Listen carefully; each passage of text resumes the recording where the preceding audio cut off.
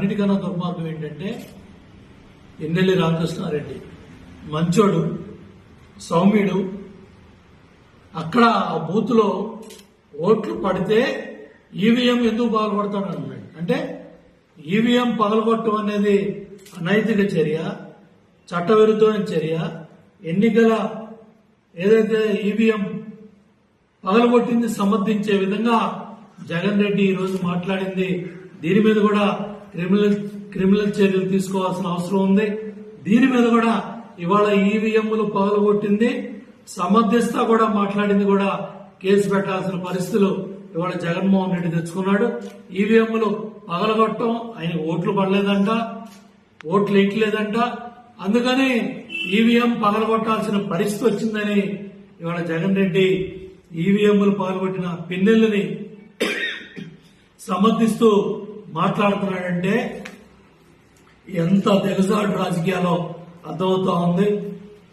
కాబట్టి తప్పకుండా ఇప్పటికైనా జగన్ రెడ్డి వాస్తవాలు తెలుసుకో. నీ దగ్గర పనిచేసిన అధికారులు, నీ పేషీల్లో పనిచేసిన అధికారులు, మీ ప్రభుత్వంలో సలహాదారులుగా పనిచేసిన అధికారులు, వాళ్ళ సిబ్బంది, ఆ రోజుల్లో పనిచేసిన సిబ్బంది, డాక్యుమెంట్లు కావచ్చు, సీడీలు కావచ్చు, ప్రభుత్వ ఫైల్స్ కావచ్చు, అది మైనింగ్, పర్యావరణ, రకరకాల డిపార్ట్మెంట్లకు సంబంధించి తెచ్చి కాలువకట్ల మీద తగలబెడుతున్నారంటే మీ దురాగతాలు, మీ అరాచకాలు ఏ స్థాయిలో ఉన్నాయో అర్థమవుతా ఉన్నాయి.